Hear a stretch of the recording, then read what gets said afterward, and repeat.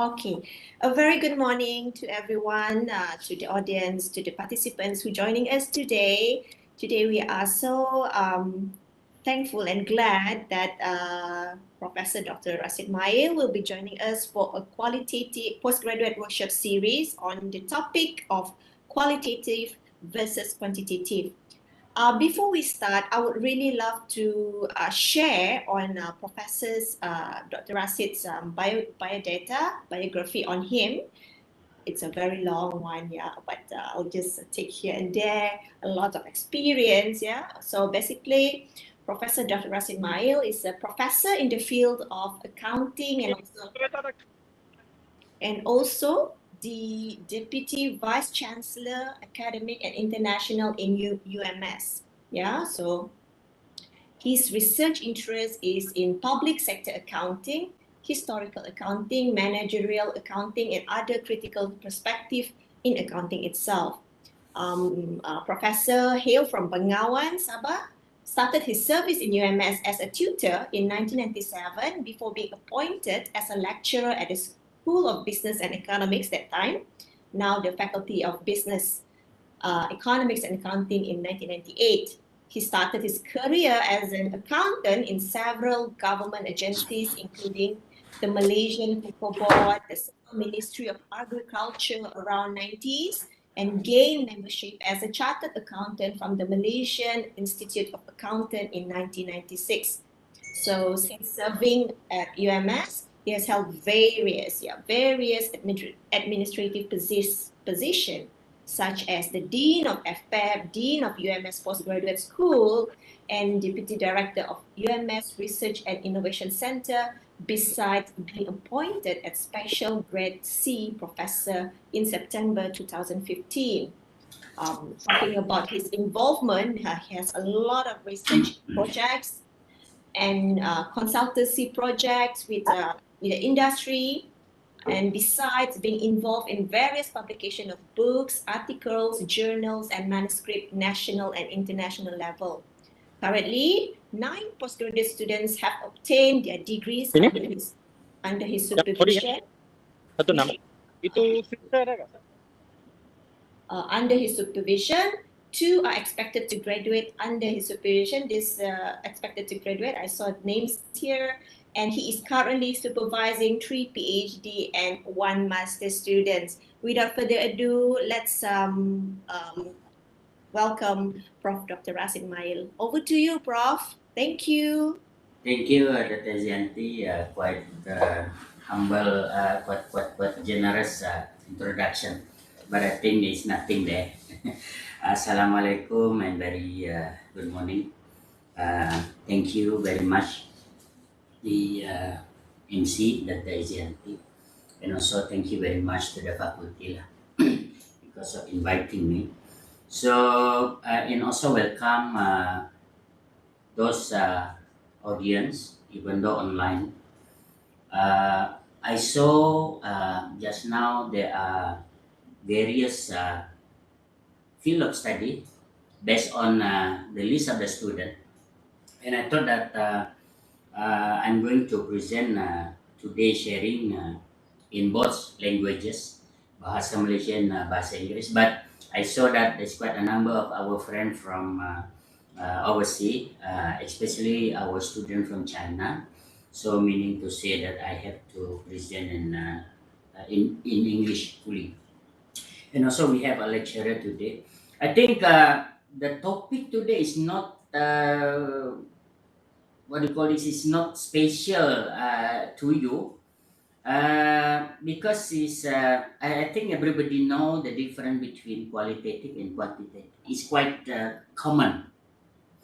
I think everybody here know more or less, especially those my fellow lecturer. They are the expert in this area. I also learn from them. The difference between quantitative and qualitative is a common discussion, common topics. Now, therefore, I think today I'm not going to really focus on this specific topic, quantitative and qualitative. Rather, later on, maybe I will touch a little bit on that. And also, it was given 2 hours, but I think it's quite long. Looking to the normal teaching and learning standard, normally people will give attention only 30 to 40 minutes. And the most 1 hour, I think I tried to shorten. So sorry earlier on because of the technical problem, because of the IT. Okay. uh, Basically, my presentation, my discussion, my sharing to you, maybe there's a few things that you already know. Just assume it is a refreshment. And hopefully there are a few things we can share today that new discovery, new journey you can learn about quantitative and qualitative. But what I'm going to present today is more on my observation for the past more than 20 years as a researcher, as a supervisor, as a lecturer. I think there are a few things that I want to share today with the audience. Okay, we learn together. I will cover first thing a notion of research, and later on I will go to elemental building blocks, in which I think from my observation, doing looking into those students doing postgraduate study, master and PhD, as well as those researchers doing the research, there are few taken for granted things that sometimes due to the nature of registering as a student, we are under pressure and so many things, stressful. Sometimes we forgot a few things that is quite fundamental and very basic in that journey. These elemental building blocks I will discuss later on in brief. And because I think without paying attention to these elements, we will be having a difficulties, we'll be facing problems in carrying out the research. Because these building blocks, it doesn't matter whether we are doing on quantitative or qualitative, they are still relevant. And also relevant for those doing research in the field of science, but I think it's particularly relevant to those doing research in social science. So I would say that the building blocks are the things that we need to understand. We need to really aware about it before we able to come to those property, theory, assumption, and so on. And I think the master level and PhD level, quite often I observe that the student forgot about the philosophical element of the research. And many of them, they just go straight forward to the things that they want to know without, you see, the ending point, getting the master and PhD, doing the defense proposal, pre-Biba and Biba and pass, attending the convocation without naturally doing all those things that I think are quite important for us to really appreciate and really enjoy the journey. You see, and later on I will be talking about quantitative and qualitative. Uh, I put in green color because I think knowledge, human issues, psychology, sociology, democracy, politics, technology, economics, scientific history, and religion are the things that I think if you glance through, we might think that those are the things not relevant to our journey, not relevant to our research. I might not cover a few things other than this, but as I mentioned earlier on, that this is from my observation. Doesn't matter whether you are doing accounting, finance, marketing, international business, economy, or whatever. I don't know about science, but I just focusing on social science. We are social scientists. We are studying about human being. Okay, doesn't matter you are doing marketing, finance, economic, whatsoever. Never forget that you are study about human being. And also, at the very beginning, we have to really understand what is social science as compared to science. because there will be an issue of scientific validity, reliability later on. But I think we need to understand this building block as a context of our study: religion, history, scientific, economic. That's why I think doing research is something that you need to enjoy. You need to enjoy. So you have time to discover all these things. What is psychology? What is sociology? We don't have to be a student in the faculty of psychology, the faculty of religion, whatsoever. But we have to understand, because this element will be the context of our study for us to understand what is human being. Like a religion, you don't have to be religious to understand what is religion to people. Okay, and also later on, if you understand the context, this is from my observation. I might be wrong and might be correct, but this is from my observation. If it is useful, then later on we may consider. But if it is wrong, we learn together. Let me know later on. Okay. This will be the context of study. Without really exploring these elements, okay, you might be a student of accounting, a student of economic, for example. You never learn about politics. We never learn about politics, you see, because we are not a political student. Because our degree in economic, finance, and accountancy, we know nothing about politics.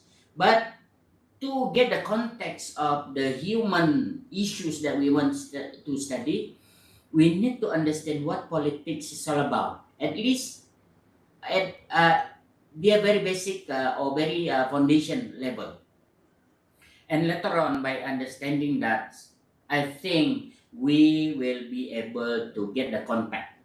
Okay? By understanding the context, we'll be able to understand the context in which it's become the property of our research, where we'll be talking about theory. Theory, I think when I start my journey doing master in PhD, I don't know about theory. What the hell theory is all about?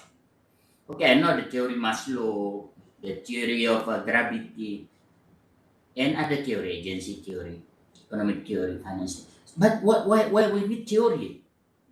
See, we need to understand theory. But to understand theory, we have to know the context, all the variable at the left hand side, about assumption, reality, the truth, framework of our study, perspective, scope, contribution, significance of our study, worldview, conception, belief.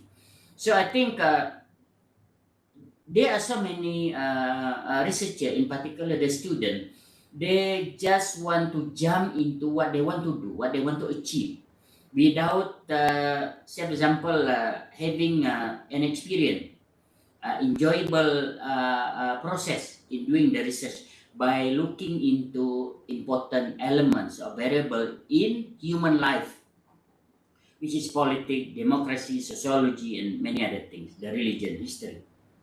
So later on, why I bring these things to your attention today, because later on these are the things you can use, you can consider to decide you want to go qualitative or quantitative. Because there are many students say that come to me and say, sir, I want to do my PhD. I want to do in qualitative method because I'm quite weak in statistics. There's no such thing. You cannot do that. You cannot do that. You can only decide whether you want to do quali or quanti by looking into the nature of your study. Then you can decide. Not just simply because at the very beginning when you apply for study leave, when you register the very first semester, then you decide already I want to do qualitative because I'm quite weak in mathematics. That's wrong. That will bring a difficult situation to us. The first thing, if you remember earlier on, that I want to talk about the elemental building blocks. But before that, I want to talk about research. As you can notice your screen here, I put the RE in green color and put a circle there. Is showing the repetition, re and re and re. Never give up. until you decide your focus, your scope of research, your operational definition, limitation of your study. You remember ceteris paribus? Those who taking economics, your earlier education process, ceteris paribus, even though it's in economic, but it's applicable in the human life and also in doing research as a student or as a researcher. Then you'll be able to know the theoretical gap, practical gap, literature review. Because as a human being, doing research is to do something like what Aristotle say, the philosopher, the more you know that you don't know. That is the process. You see, we have the limit. Some students, when they choose the topic, they want to solve the world problem, for example. See.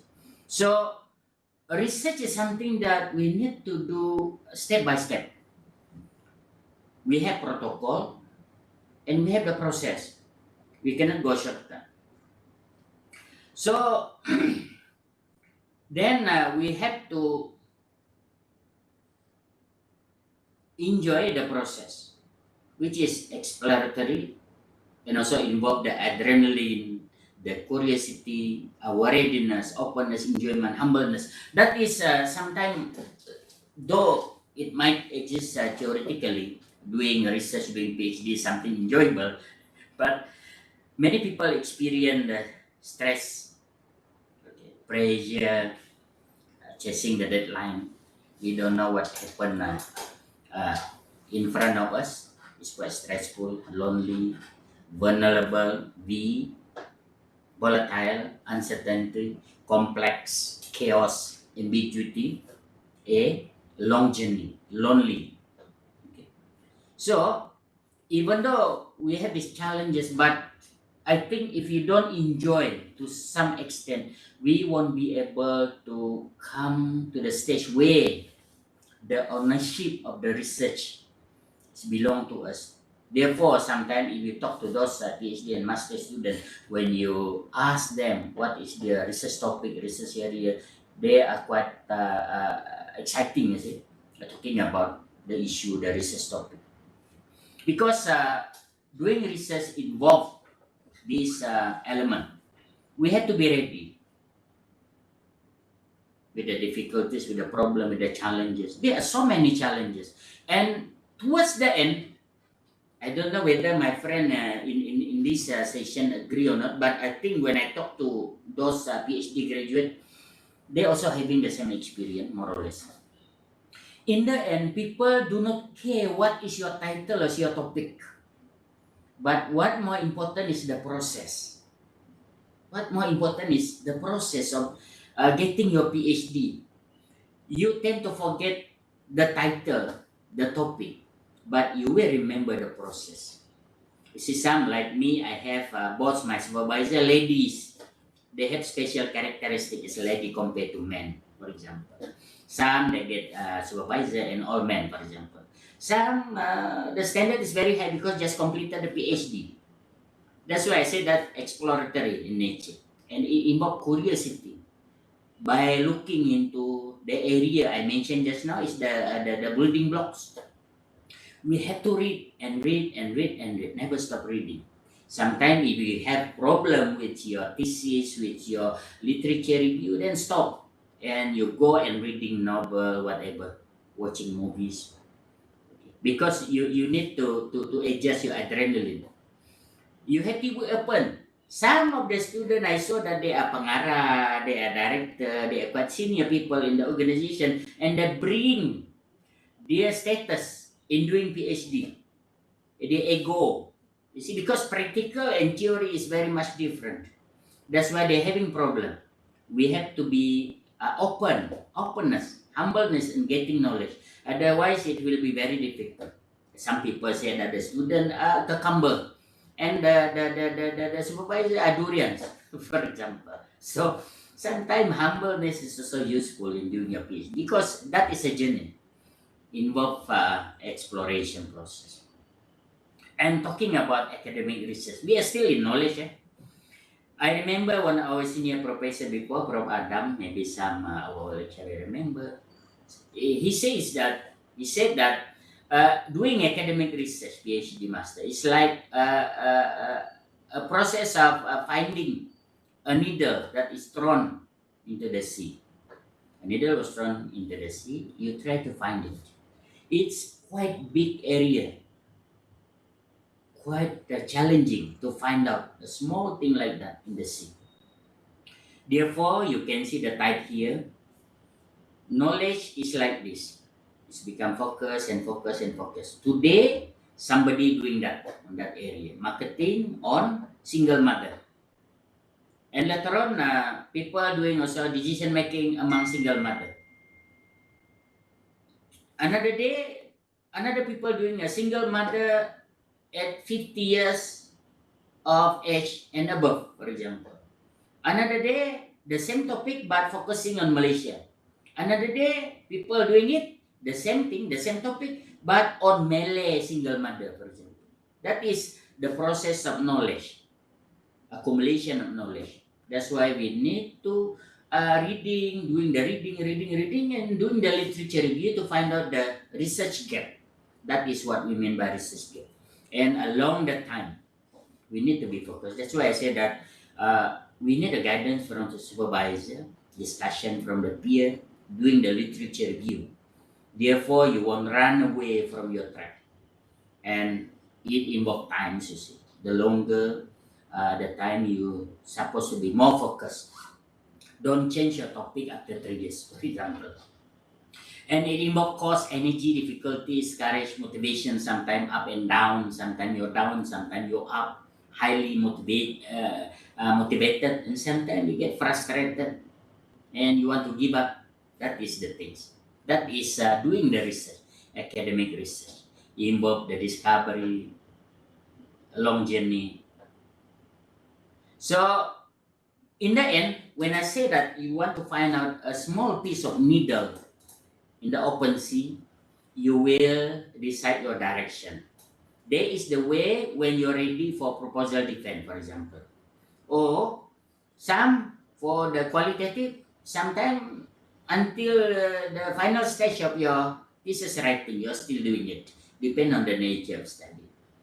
And in the end, you're just looking for a small part out of those big and very wide area, a single drop of water, for example, out of the big area of open sea. That's why we call it the research is a process of serendipitously work. This is a term that when I was doing my PhD, my supervisor, the name is Joyati Roy, one of our earlier stage of PhD, the supervisor. They said that this is a bird which is available in India, and this bird they collect the food step by step, small part, and then jumping to another branch, and then eating a small part and doing the same thing, step by step, serendipitously. And I don't know whether in Malaysia we have that kind of bird. We call it serendip. I don't know whether it is the same bird or not. That is the term they use, that we have to use this process. That's why when I did my PhD, I found out that few friends, they want to study smart. It may be available, but it cannot be done without study hard. You did your degree, yes, you can study smart. But in doing master, particularly in PhD, apart from doing smart, you have to do study hard. That's why sometimes people who are quite good in statistics and mathematics, choosing quantitative, we expect that can complete within 3 years, 2.5 years, but in the end cannot finish. That is based on the situation. That is academic research. And taking the water, the sea water just now is analogy. Some people, they do the shortcut. That is the problem, because we are quite eager to complete our study, and we do the shortcut. I think in particular PhD, we cannot do that. I discovered there are many candidates having difficulties towards the end because they want to do the shortcut by doing many things. For example, plagiarism, That is a very simple example, but there are more complicated example. For example, you choose a questionnaire developed by somebody else without a proper approval, permission, or you take another model without considering all those variables that are relevant. You jump into the conclusion without knowing what is the latest literature review, research report on it. And sometimes over ambitious. It depends on you how to define this photo. Over ambitious. You try to solve the world problem. I think normally we can see this by looking into the first proposal submitted by student. And also student from abroad, sometimes when the student submitted the research topic, we know that the topic is very, very, very interesting.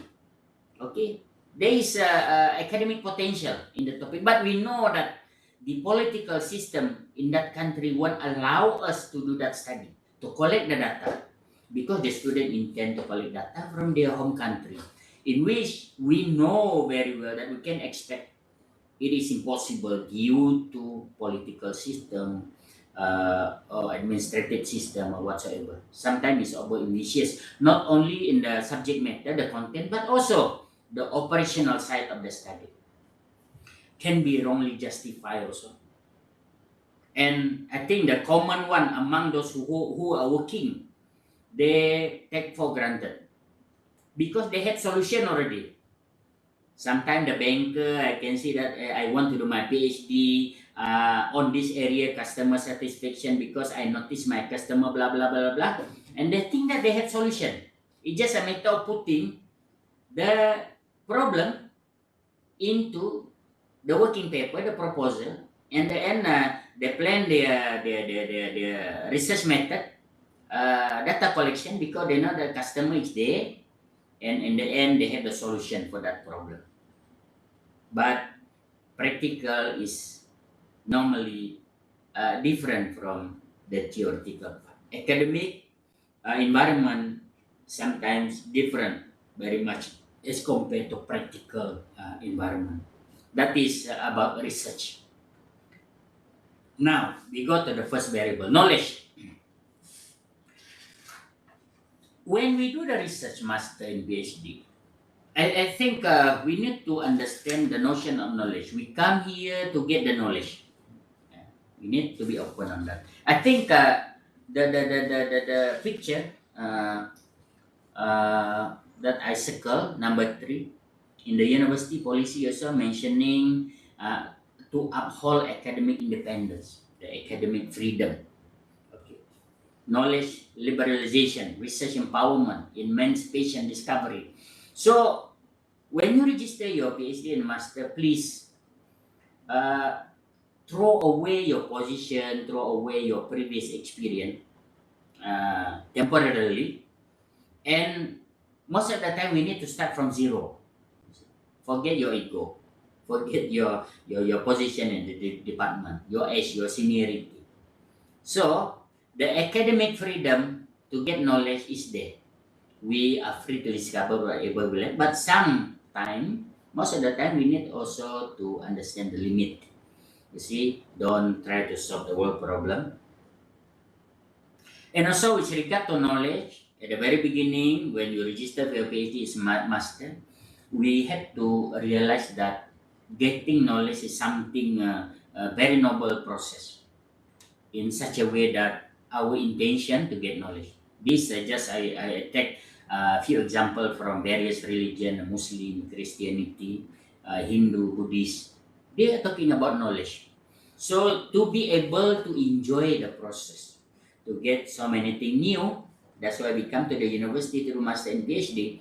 I think we have to be open. I remind earlier on the openness, humbleness. We want to get knowledge. When we have that, then we are willing to do the reading to discover all the context I mentioned just now about politics, about religion, about history, and so many things we need to read.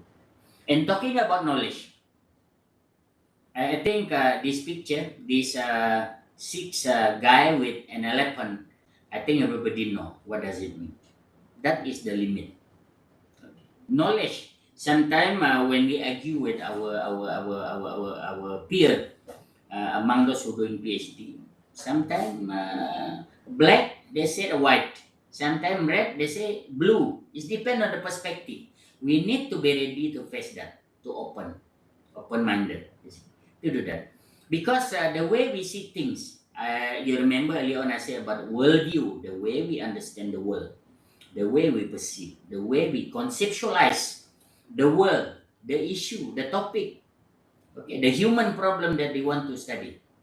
And this divides the research into quantitative and qualitative. That's why I say that we need to understand why we choose qualitative, why we choose quantitative. And also the second thing that I observe along the way, normally in a number of cases, I see that the student they forget that they are doing research for PhD, for their master, on human being. When we study human issues, there are a lot of things that we need to understand about human, the nature of human. There we can ask and answer the question of what, how, why. And we need to put our mind in a free state, you see, to understand people. For example, I give you an example. I used to mention this example. You see, in many countries, they see women as sexy if they are slim. That's normal. Slim, a very perfect body measurement. But in some country, the bigger the woman, the more beautiful they are. It's like in Egypt, Hawaii, and another country I can remember. Why people see the beauty different? In the end, the experts say that inner beauty, the inner beauty, because we see things differently because of what? Say, for example, child abortion, drug addiction. Some community in the Western country they see those things are a way to escapation, medical to the society. But in some country, it is not ethical. It's unethical. We're talking about Malaysian time. We're talking about punctuality. We're talking about normality. What is normal? What is not normal? What is ethic? What is not ethics? Not ethical. As mentioned by Chris Hedges, I just got this photo from Dr. Rahimi. We now live in a nation where doctors destroy health, lawyers destroy justice, university destroy knowledge, governments destroy freedom, press destroy information, religion destroy morals, banks destroy economy. That is human issues that we want to study. So if we want to do this study, we have to understand human. As I mentioned earlier on, the building blocks. Please do the reading. Democracy. When I started my PhD, I didn't even care about democracy because I did my PhD not in political science. I thought that democracy is just an element of political belief practice. Democracy, communism, socialist, and whatever. I didn't care about it. But in the end, when I found out that in doing study also, we need to understand democracy, especially in understanding the quantitative. Democracy is about the number, okay, like election. If the party A getting more voters as compared to party B, and party A won the election, okay, that is democracy. Similar to quantitative, we are talking about the number. We're talking about the population. Okay. Representativeness. And the majority is good in social science and human being. A good thing is something that believed, practiced by many people, by the majority. If in one community killing animal is good, believed by the majority, then killing animal is good, is significant. That is about democracy. And when I read about the politics, the economy, then by understanding the democracy, then I understand why the quantitative approach is like that. What is validity, reliability, and something to do with human being. And democracy, I'm not saying that democracy is good. I'm not saying that communism is good. But as a researcher, we have to be open-minded, as I mentioned earlier on. And the number, the statistic, is democracy. Once we understand that, then easier for us to understand the issue that we stand. Because earlier on, I remind everybody that we are social scientists. We study about human being. That's why reading about democracy, then we understand. Scientific and technology, I thought that I did my PhD in accounting. I don't have to study science. Yeah, I don't have to reach about zoology, biology, chemistry, physics. No, but when later on I discover to understand the validity, reliability, truth, reality, I need to understand scientific. What do you mean by scientific? Scientific to me is when you do one things repeatedly, you get the same result. It started more objectively during Industrial Revolution in France. Specialization, Milton, Friedman, all those gurus in management, they are talking about scientific management. And when we read scientific, then we understand what do we mean by statistic, what do we mean by reliability, validity, significant, and talking about the truth.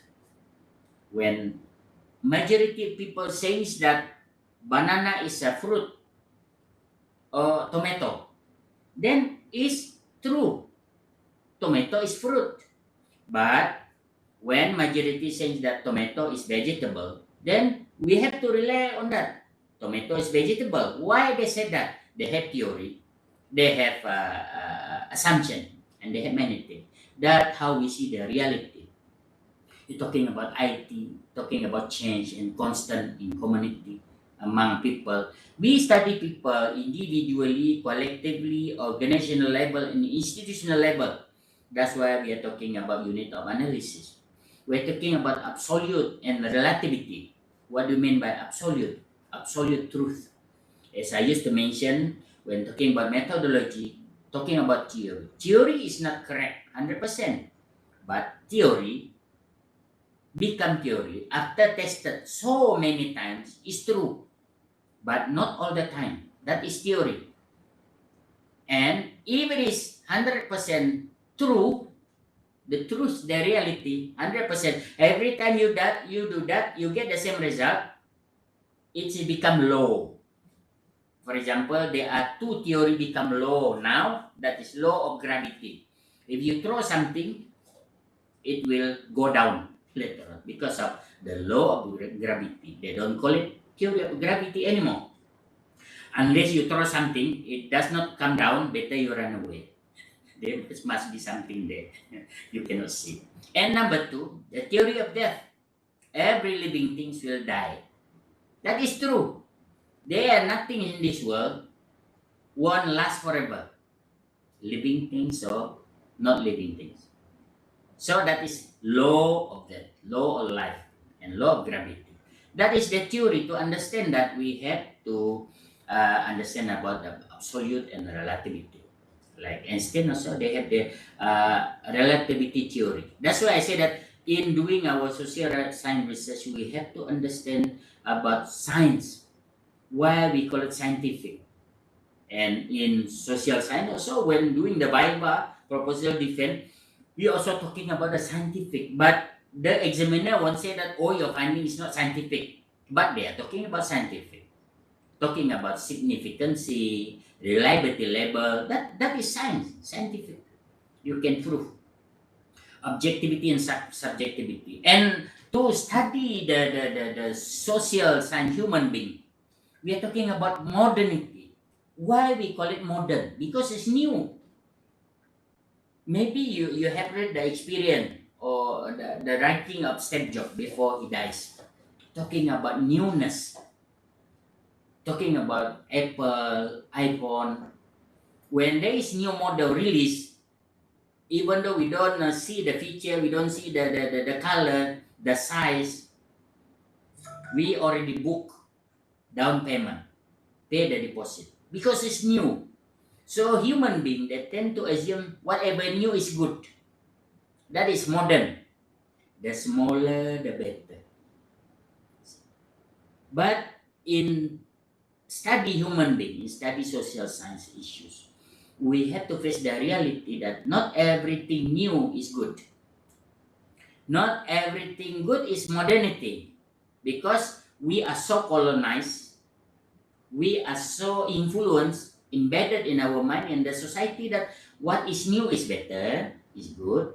What is new is modern without knowing sometimes the consequences. It involves the discovery, innovation, creativity. So that is talking about scientific and technology. Religion. I'm not talking about a religion in a real sense, but what I mean here is sometimes understanding the religion will help you understand the people behavior which are the subject of our research. You see. It doesn't matter you're Muslim, Christian, Buddhist, or Hindu, whatsoever. So understanding religion in its academic sense will help us to understand human being because there we put rationality, logic, and also sometimes ontology, epistemology, many things. So we need to understand religion.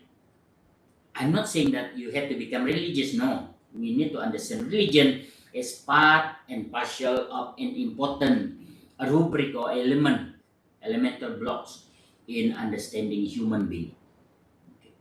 So in its academic sense, the European, even though they say that they don't have religion, they do have religion. Their religion is having no religion. Okay. The Buddhist, the Muslim, the Hindu. So sometimes understanding the religion will make us understand the assumption, the preconception, the framework of thinking. You see. And as mentioned by Einstein here, science without religion is lame. Religion without science is blind. So, from my observation, I might be wrong, but understanding a religion, irrespective what is your religion, will help you to understand human being, which is the subject matter of our research. That's why people in Western country, free thinkers, says that religion is an addiction. Addiction. Agama itu satu candu masyarakat. When we read that, people, free thinkers says that religion is an addiction among the society. We don't understand, but the moment we read and try to understand, then we know why they said that. You see? That is the rationality, logic, ontology. Therefore, when we study the human being, the issue in community, as I mentioned earlier on, we can understand why sometimes religion become the solution. The religion is misused, optimized, mobilized by people to achieve what they want. Politics, this is another thing. Politics is also important. We learn about ideology, freedom, think about good citizen in America. Politics as a process and outcome. Why people being colonized? I'm not talking politics. For example, talking really about party, political party. The Labour Party, whatever is only part of it. But politics, in a sense, that how people, whether you study people, because we are social scientists, I remind you again, as an individual, as a collective group of people, organizational level, departmental level, or institutional level, they mobilize politics. People who study marketing, finance, accounting, we cannot run away from understand this because they use it. Most of the time, in accounting, for example, the big five, the power broker, the role of media, the government and private sector and third sector, politics everywhere. I'm not talking about party politics alone, but politics in a real sense, you see. How we manipulate media, for example, for many reasons. So will enable us to understand our subject matter. Economy, talking about poverty, measurement, the measurement. Why we use a measurement for low income, high income, third world, first world, second world, developed world, underdeveloped world. That is the measurement that we use. The index of poverty, town, rural area, and also profit maximization become a theory assumption. Why people tend to maximize profit?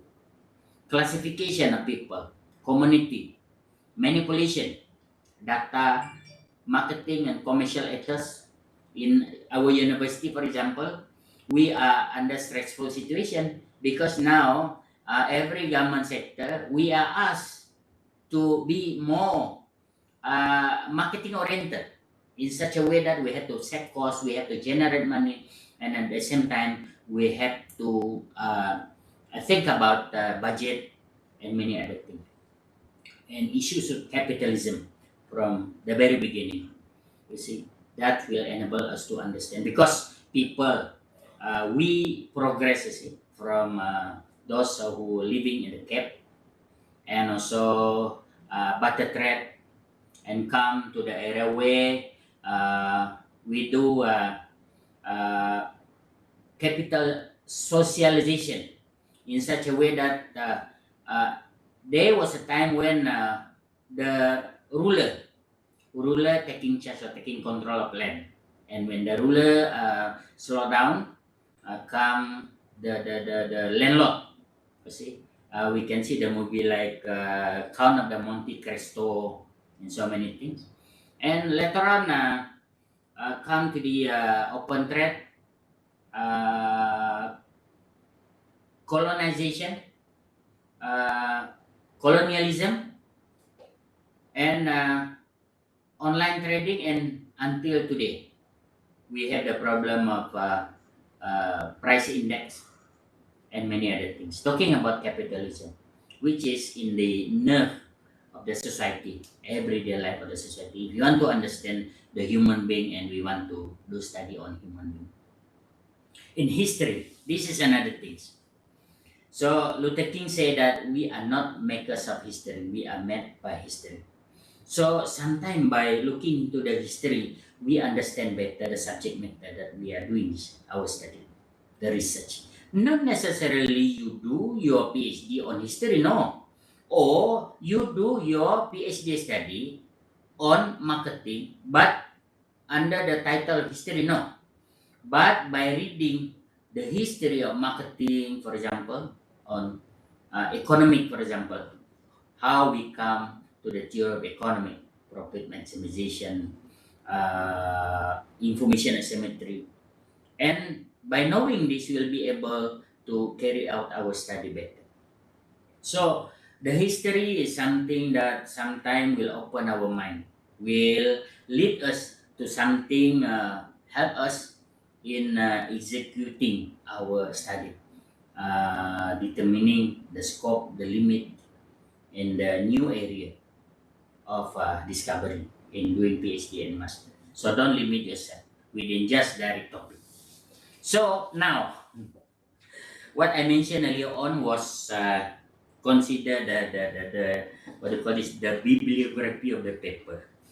Now we come to the real topic, the quali and quanti, the different.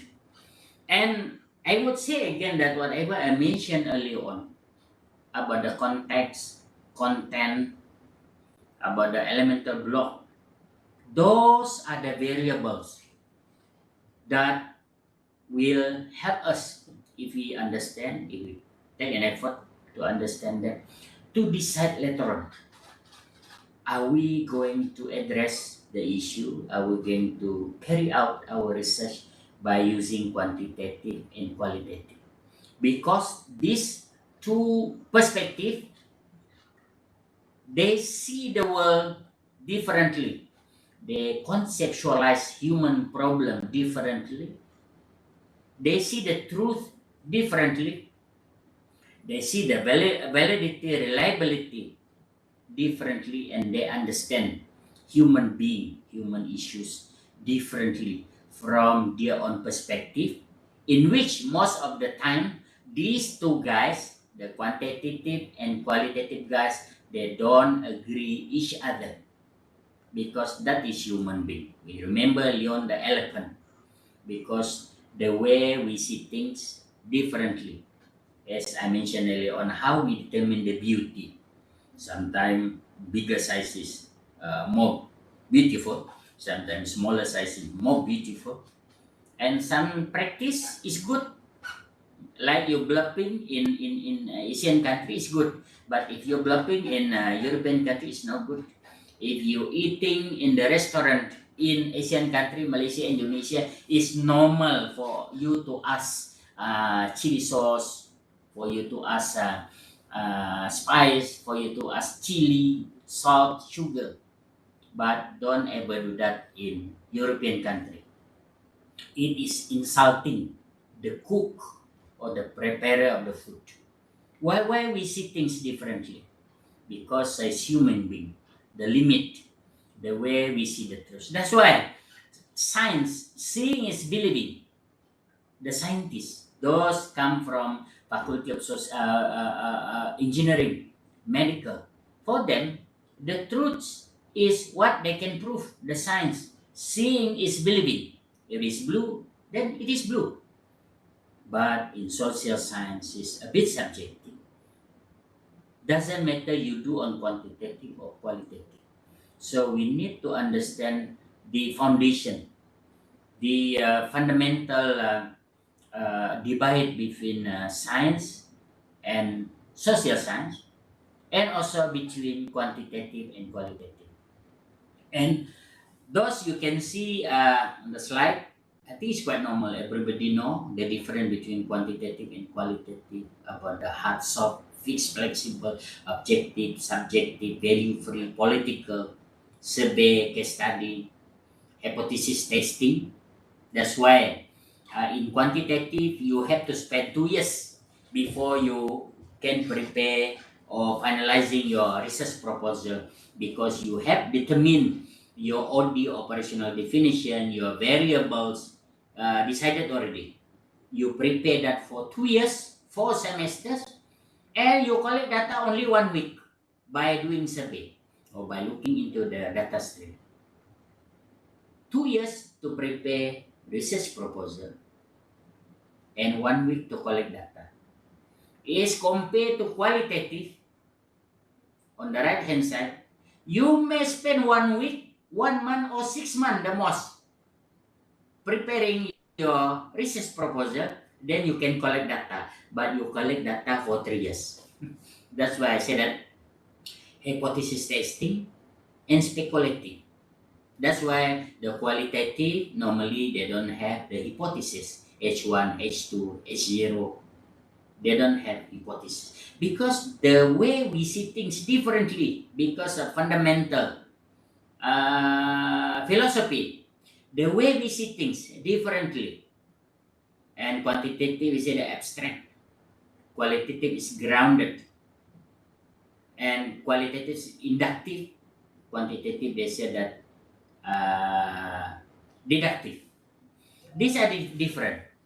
In fact, to answer the original question, the title given by the organizer to me is only this slide. But I've been teaching this for many years. I found out that without strong foundation from the very beginning, by looking into the context and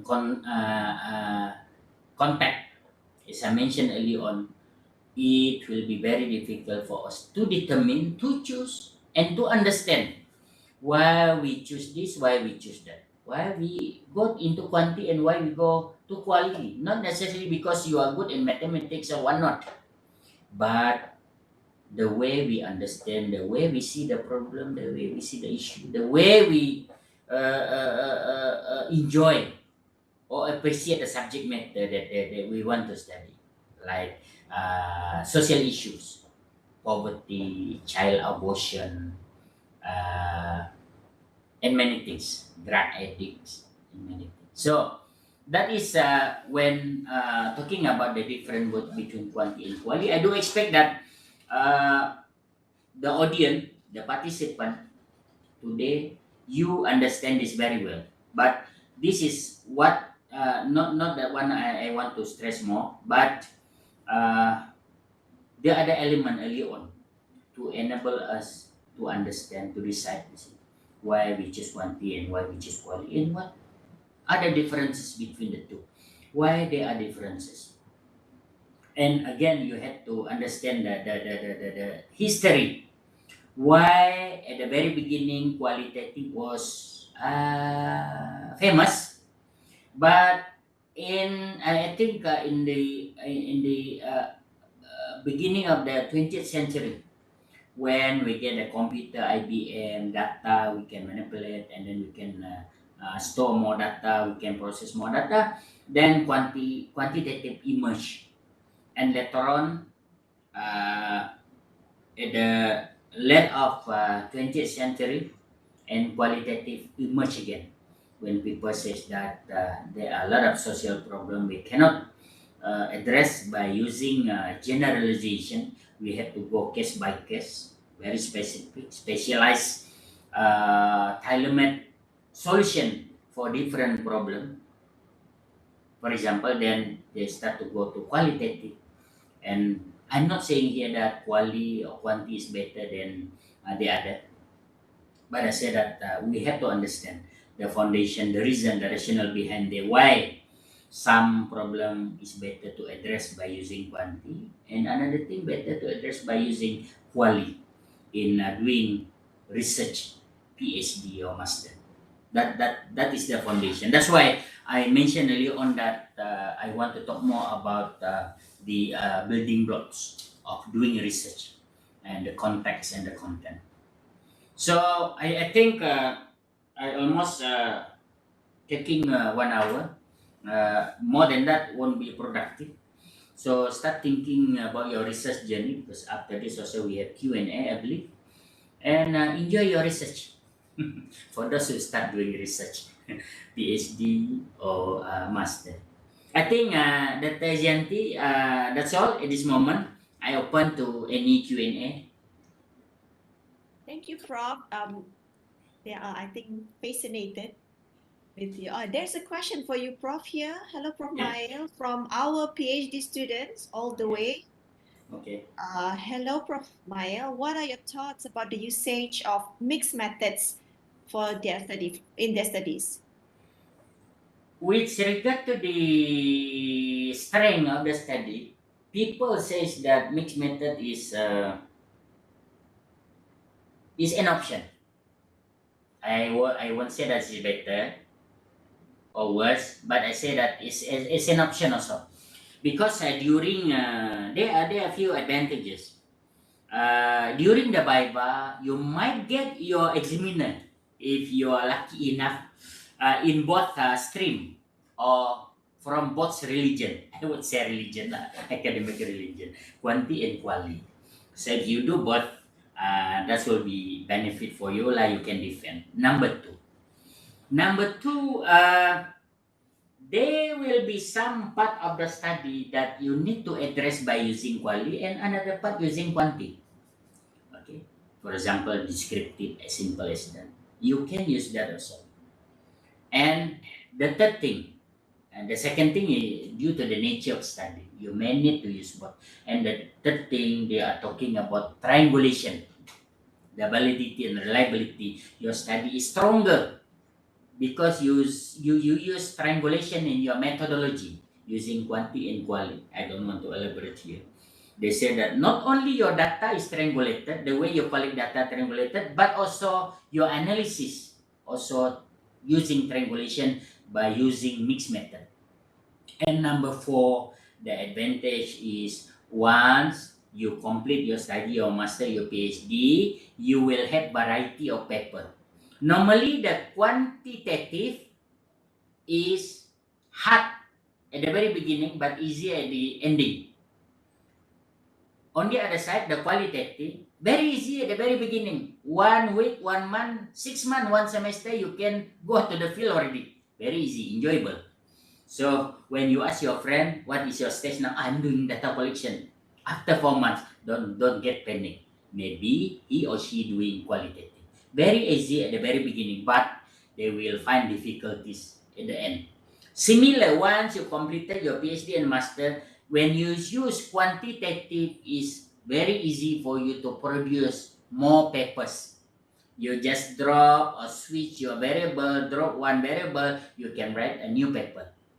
But if you use quantitative, it is very limited because you don't have so-called the hypothesis. You cannot drop this, adding that one, and then switching whatever you like the variable. But in qualitative, it's very limited number of papers. Those are the 4 things that I can share with you. It might be more advantages of doing quantitative or qualitative. But in conclusion, if you use mixed method, it is an option, and I think having 4 advantages as I mentioned earlier on.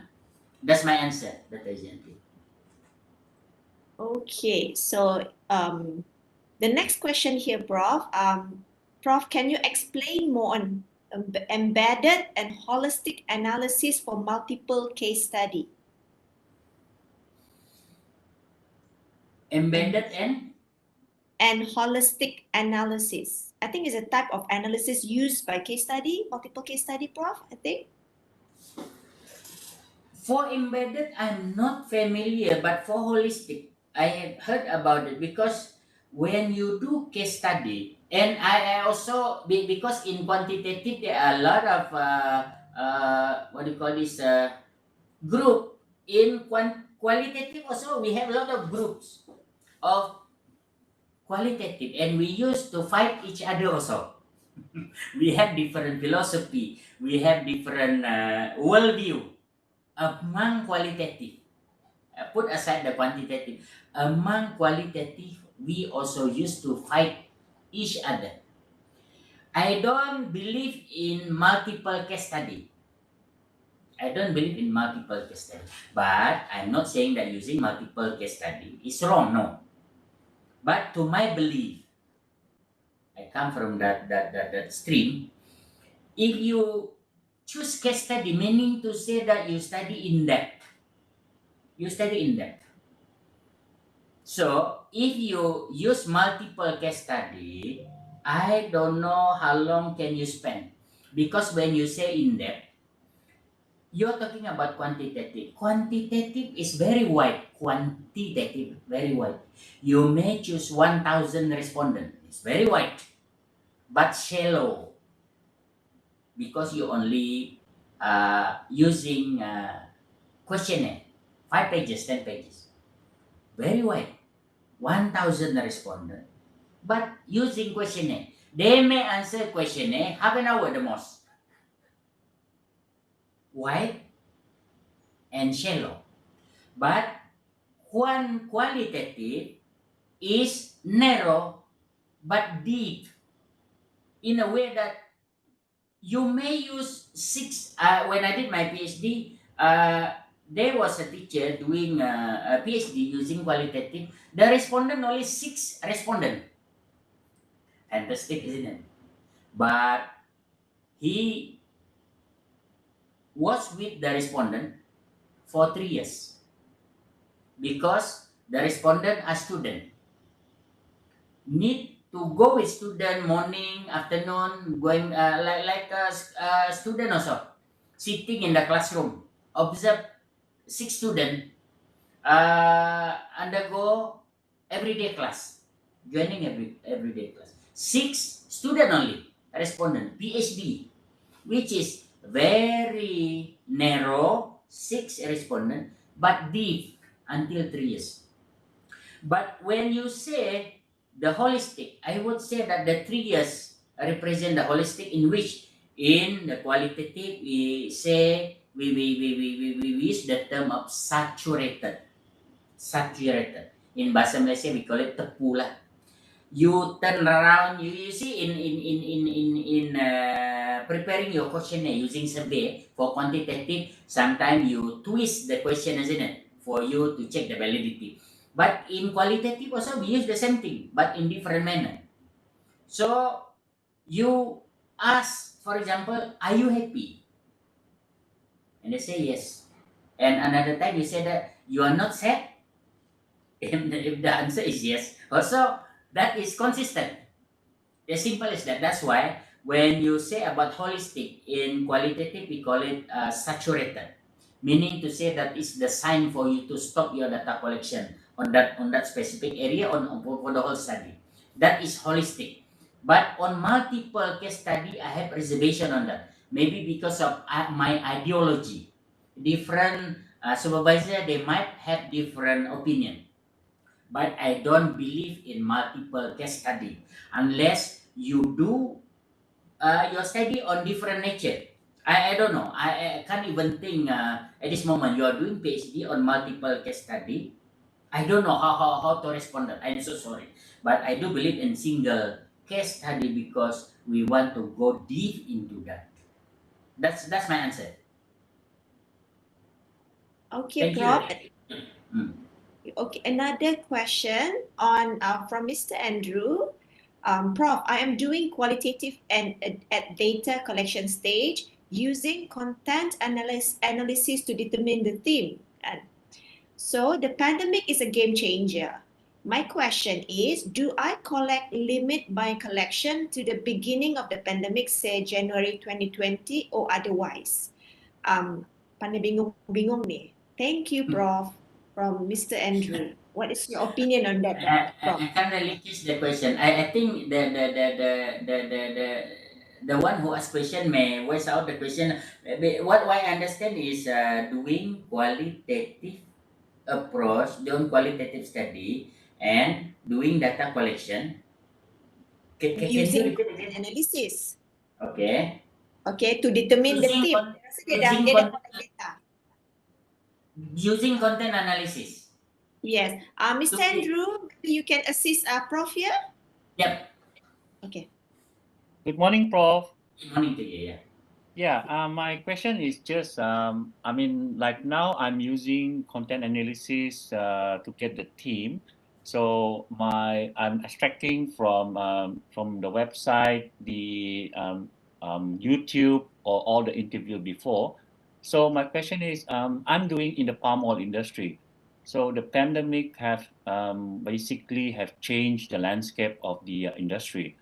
So my question Okay. is, if I wanted to find a team, do I limit myself to, for example, January 2020, where the pandemic start, or I can just, randomly within 5 years or otherwise? Thank you, Prof.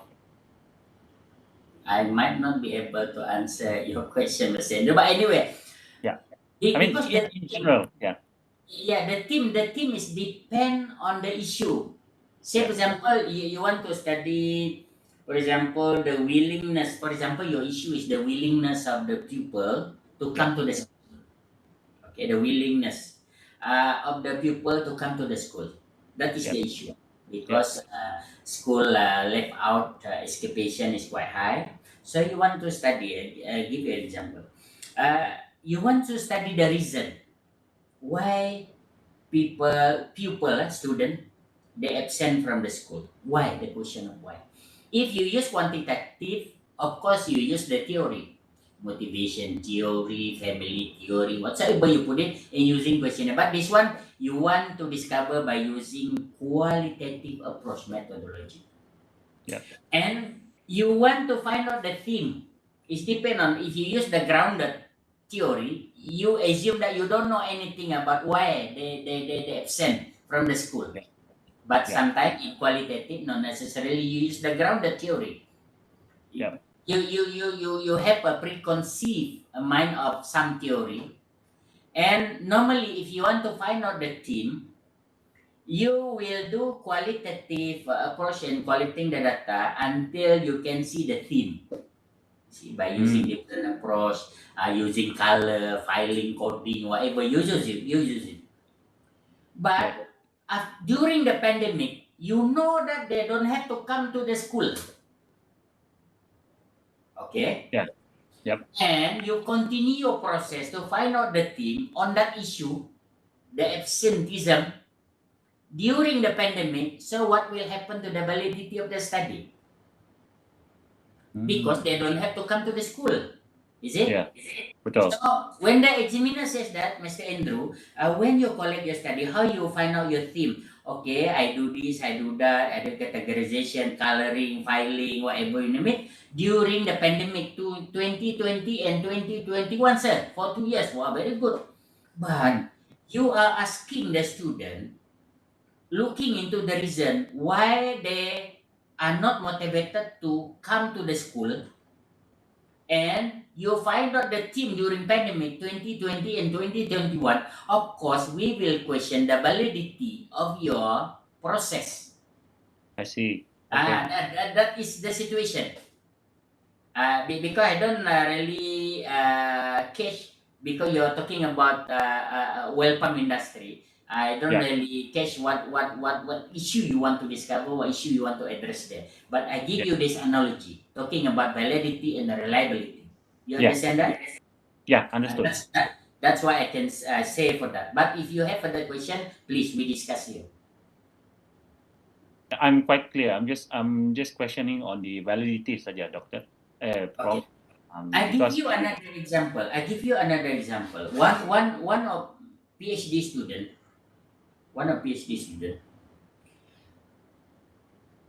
doing qualitative, and this student want to determine the, what do you call kesadaran ni, Dr. Ezianti? The consciousness consciousness about safety among hotel workers. The consciousness, the awareness.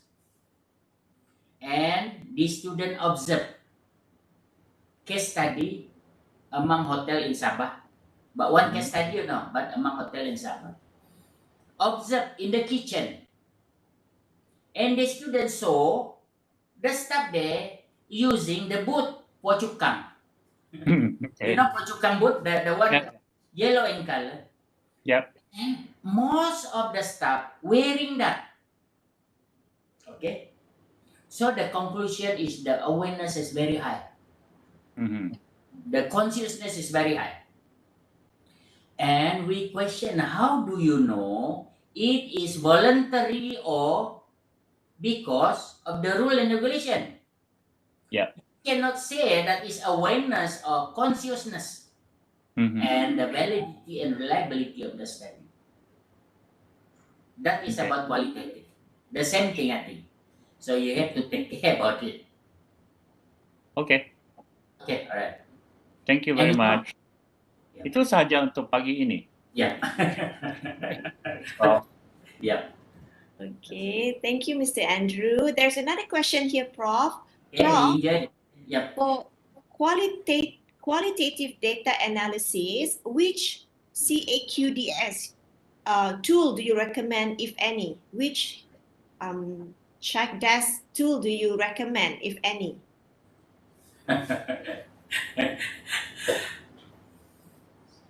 How to answer this? To me, the qualitative, I can say here that I'm an old man. Exactly. Betul. And all men come from old school.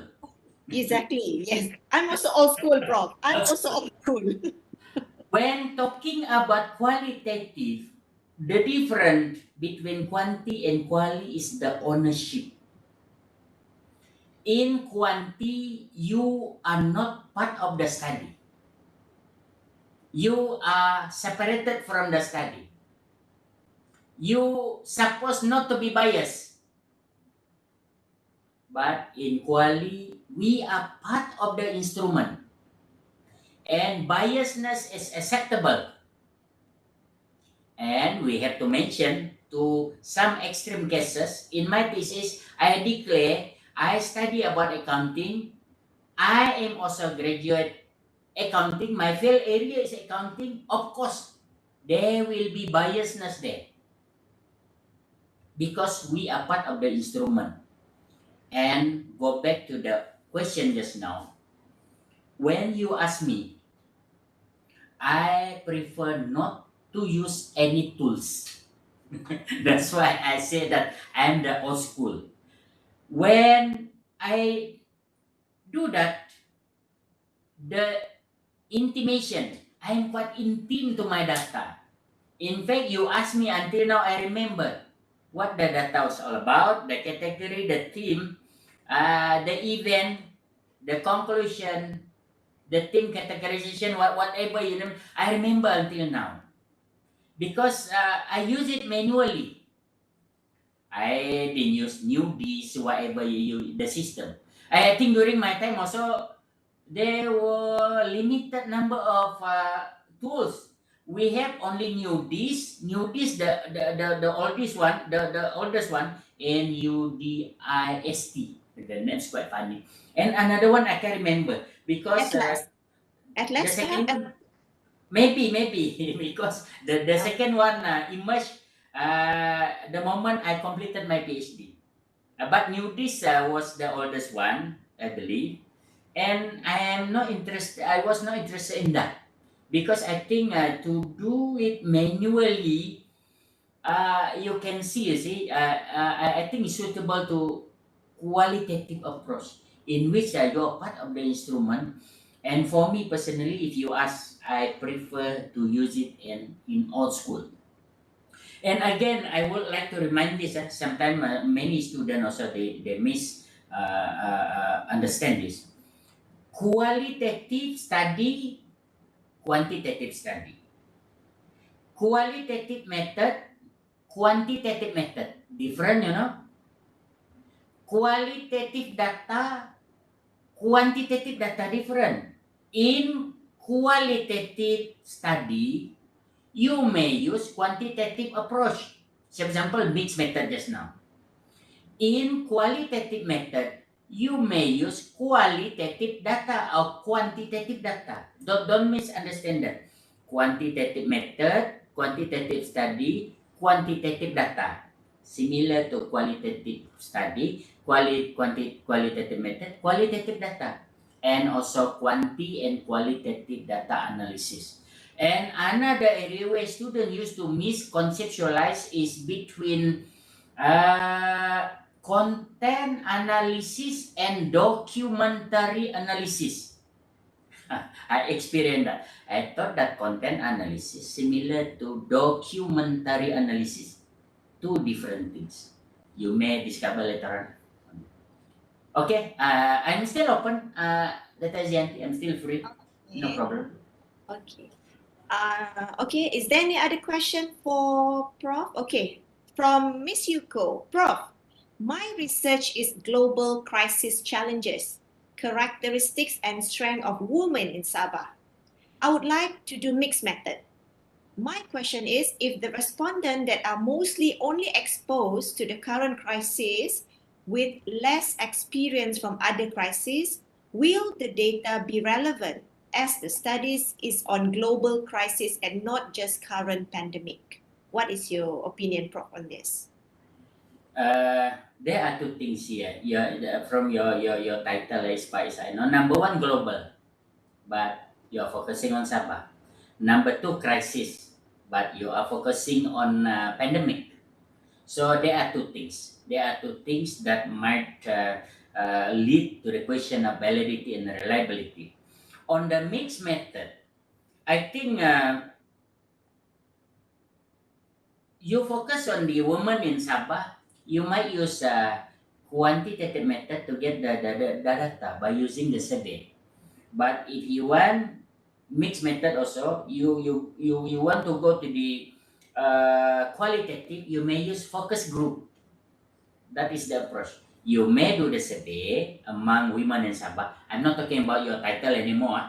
The issue of global and crisis, because global talking about the whole world, but you're looking to Sabah, and crisis you're talking about so many crises, but you're zooming into the pandemic. But now for women in Sabah, you may use quantitative to address the issue by using quantitative tools like survey, questionnaire. But for qualitative, you want to go into in-depth of the study because you use mixed method. You can use a focus group. I don't know whether I answer your question or not. You may voice out your question if you have further you need further elaboration. What I say might be wrong or might be correct, might be all, might be new. This is qualitative. Nothing Thank you. wrong, nothing correct. Yeah. Yep. Thank you for the response, Prof. I am just in the first, I mean, at the beginning of my semester. So I'm just, I mean, there's a lot of room to improve. And you give me an idea about having a focus group. The global crisis is in a way that it does not limit to just pandemic of COVID, but also uh, the the the the problem with SARS, the one that tourism has been facing all this while. So though this crisis, this is the biggest, but tourism itself has faced several crises before. So the study is in a way to learn how these women cope in facing the women leaders cope in facing this crisis. I am just worry where I can't find a leaders woman who has gone through multiple crises, all crises, because the topic itself is actually several crises and not just COVID-19 pandemic. Yeah. So if let's say when I collect data and the women that what I plan for qualitative is like to have a group of women leader from different tourism and have to interview them. What if their background and the crisis that they have faced is only based on COVID-19? So will that be a problem? Yeah. If you're talking about crisis, you see, because the nature of crisis during pandemic is quite different as compared to crisis during financial crisis. We know the Yeah. crisis we are talking about crisis kan. Saya takut lagi Yes. nanti Yes. krisis tu krisis rumah tangga lagi nak mati kita. Bukan. Yeah, so it's So financial crisis, all you that see crisis that like haze and all this, like Bali bombing is also a crisis that affect yeah. the tourism industry in the whole region, not just Bali. Yeah. Yeah, are you zooming into tourism? Yes. Sorry, I forgot the That's tourism. right. Oh, you're The talking about tourism tourism now. one. Now is more Yeah. focused. So Yeah. Sorry, doctor. uh, talking about crisis, because they may have different experience and nature of crisis quite different because the challenges they are facing could be quite different also. For example, Bali they rely very much on tourism, but Malaysian the leaders, the women leaders in tourism in Malaysia could be different. Okay, the nature. That's why if you want to treat them as the same thing, I'm a bit worried that later on you won't get the what do you call this consistent answer. And talking about crisis also, normally we have financial crisis. Every time we get number seven kan, 18, 17, 18, 27, 1997, 2007, 2017. You see different series Yeah. of Seven. financial and economic crisis. That is, they call that skyscraper theory. They say that every time the Yes. tall building completed, there will be crisis. I don't know why. Until now, it's Yeah. correct. So Yes. now talking about the pandemic, I'm a bit worried that because I remember just now, I can catch that when you said how they handle kan. Because Yeah. how itu, there are so many how, How. Mm. You're talking about how. You have to be very focused on how. Because how is still big. Until you see that there could be 1,000, 2,000 answer on how. Talking to my brother, talking to my friend, talking to bank, talking to government, talking to opposition political party. There are so many how. And later on, you have to come to the team to group them into seven. Number one, talking. Number two, crying. Number three, counseling, for example. So you have to get a similar property of response from, you said, the global leaders. When you say about global, again, is Sabah, Malaysia, or ASEAN, or the world. And you have to get the same property to enable you to come with the theme, to group their response. Then you get the answer. There are 7 or 6 category of answering how. Then that will be question. Okay, that is really helpful. Yeah. That is really helpful. Thank you so much. And again, I would like to say, if you do study, sometimes you have to be, what I say, Boleh dicapai. no, I mean, sometimes you think about the very international way of putting your title, kan? But I think No need. to do PhD is not the title, it's the process. For me, I prefer to go to very simple title. Kampung-kampung lah. Ada orang kata tajuk bodoh-bodoh. Tajuk bodoh-bodoh. As long as you get your PhD, who cares about your title? Oh, your doctor and your son don't even ask, Mommy, what was the title of your PhD 10 years ago? Nobody care. You are Global is PhD. life, Miss Yuko. You are PhD graduate. Whether you are PhD graduate is determined by who are you after your PhD. Not during your PhD. You do a title bodoh-bodoh, kampung-kampung punya title, ikan masin, sambal belacan. But after your PhD, you produce so many papers. For academia, become PM, become PhD. Who cares about it? Sorry lah, I think this is very ganas punya argument or proposal. But that is the reality. Why you very difficult life, because doing PhD is very painful, lonely. You have to forget your children, forget your spouse for 3 to 4 years. It's become alien, become scripture. You like mayat berjalan, you know. You like dead body working morning every day, stressful, pulang rumah kau marah. Because the woman, when they are doing PhD, they are student in the campus.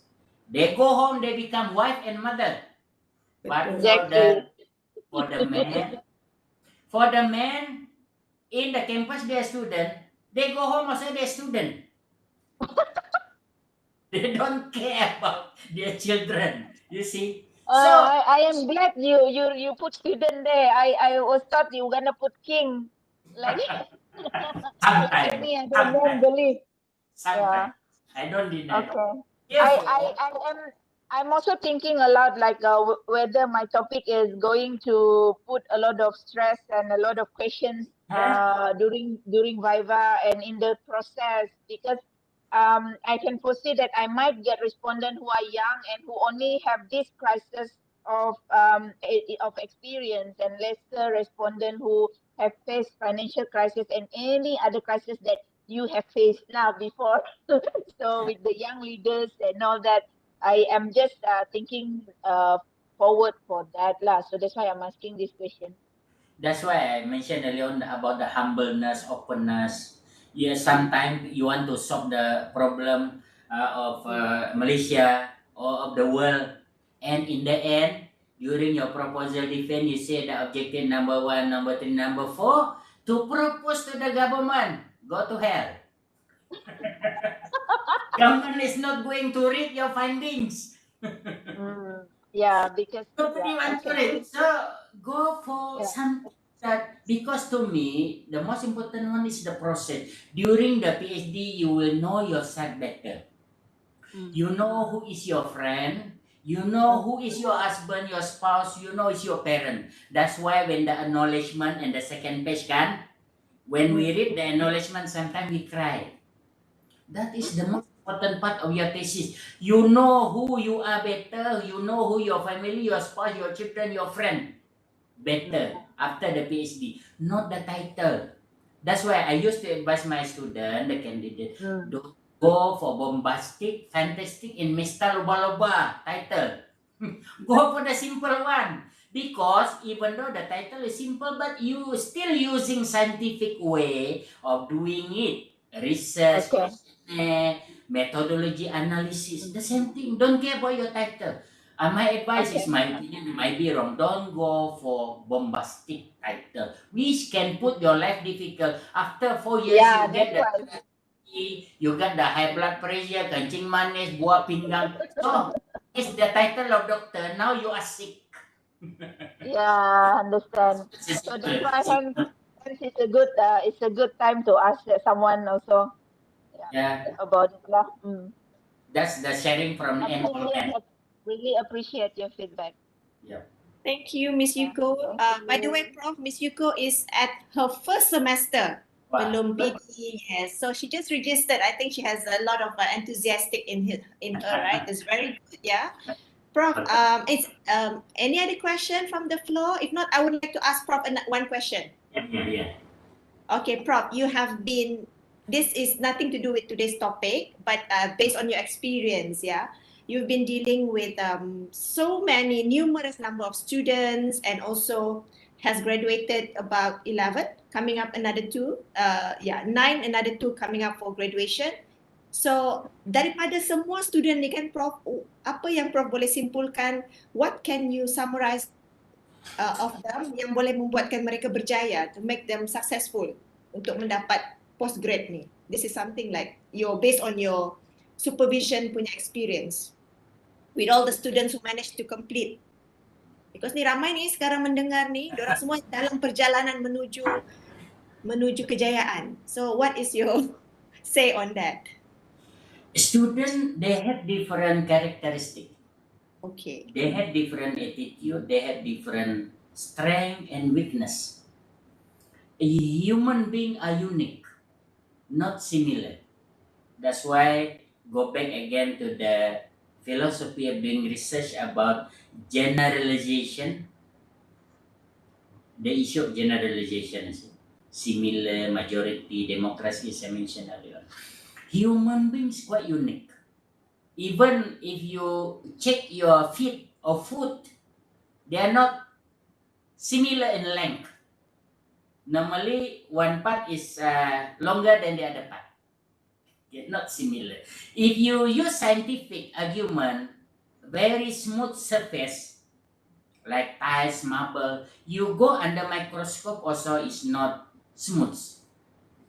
Different student, they have different characteristic. I think similar to the management. For the managers who are doing PhD, from industry, from tourism bankers, you're doing PhD also doing the process of doing PhD. I'm not talking title, I'm talking about the process can help you to manage people better, to manage your supervisor. You see, my supervisor, both of them female, and the nature of female, I don't want to mention here. mengonion, membawang kan? Yang satu membawang yang ini, yang satu membawang ini. I try to listen to them, and sometimes I have to learn to become a good listener to add in spices. Ya bahkan kenapa lah dia buat begitu, tidak patut juga kan? So the other supervisor so talking about the same thing. So I understand women better and I understand my family better. Same thing about the organization also. So come back to the question just now. Talking about students, they have different characteristic, attitude because they come from different background. And as a supervisor, we have to be able to optimize this. Their strength. Sometimes they are very good in English. Sometimes they are very good in conceptualizing the things. They have different level of confidence. They are good, but they are not confident. Sometimes you just bully them for them to move. But if you want me to conclude one thing that very useful among these students that I have experienced is hardworking. This hardworking. And this is the must. Whether you are a grader or first class student or you come from rich family whatsoever, if you don't work hard for master, particularly in PhD, we won't go anywhere. Because as I mentioned earlier on, doing research is knowledge discovery. We cannot buy knowledge. We can buy information with our money, but knowledge, if we want to get, we have to be ready, openness, humbleness, ikhlas lah, in knowledge, and we have to be happy. Make ourselves happy in getting knowledge. Otherwise, we won't enjoy our process of doing PhD. So your question, Dr. Yanti, if you want me to comment, I think the similar characteristic that is, I think is a must. Ataupun bahasa Malaysia dan nilai sepunya is hardworking. Itu saja I can conclude lah. Not Thank only you. smart, Prof. It has to be hardworking too, right? Yeah. Yes. Sometimes not smart, okay. Still can complete. Push. Yeah. Still we can push. We can push. But if only smart, no heart, Oh, okay, no. I think it's very difficult. It's very difficult. Because So PhD is a process, not only subject matter, you deal with your peer, you deal with your family, you deal with your juggling everything. Yeah. Juggling. And you have to remember that supervisor is always right. That is the problem. Yeah, That is betul. the problem. Betul. Yeah.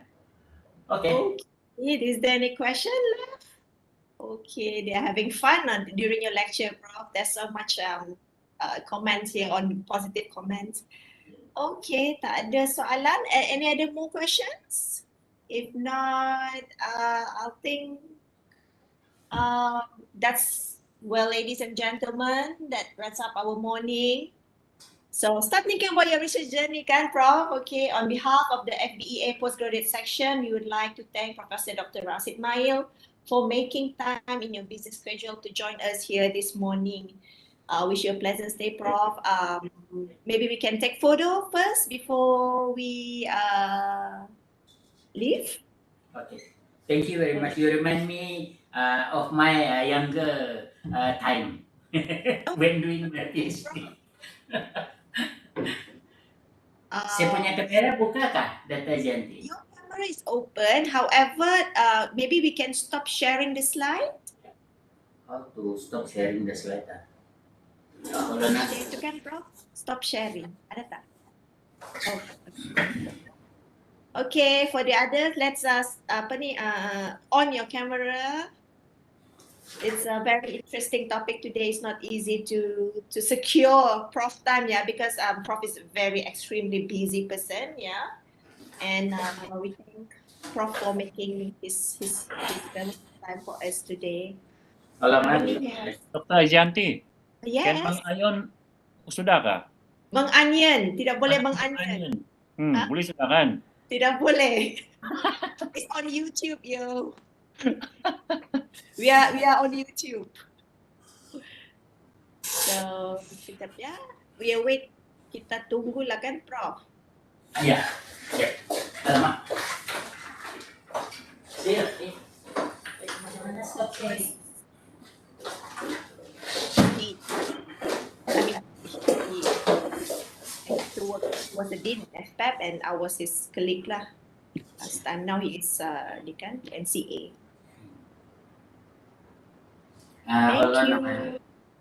Thank you, Puan Technical, kerana membantu.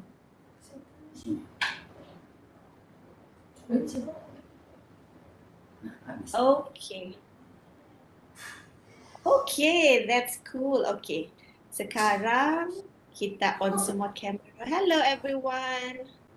Saya nampak Kak Janti. Nampak Prof.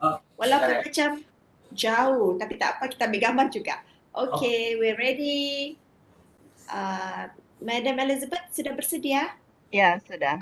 Okay, thank you Puan. Okay. Wah, ramai bani dalam ni.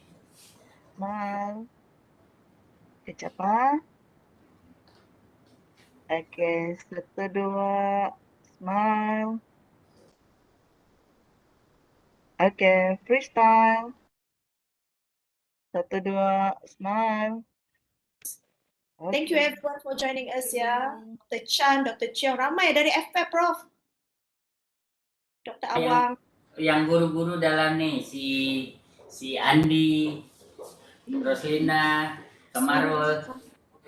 Awang Kaifa, Dr. Cheong, Dr. Dr. Lim Chan. tuh lagi sifu tuh. Dr. Lim is under your supervision, right, Prof? His PhD. Saya sambung saja tuh dulu Zatul. Oh, I see. Okay. So, sudah ni. Ya, sudah dokter. Thank you everyone. Ya. Okay, thank you. Thank you. Prof. Dengan Thank itu you. kita bersurai. Thank you, Prof. Thank you, Thank you Doctor. for the time. Thank you, Prof. Okay, thank Thank you, you. Dr. Janti. Thank you so much, everyone. Thank you so much. Thank you, Prof. Thank you. Dalam bayan untuk ngetahu lagi ya. Ramai ni. Ramai untuk ngadaw gini.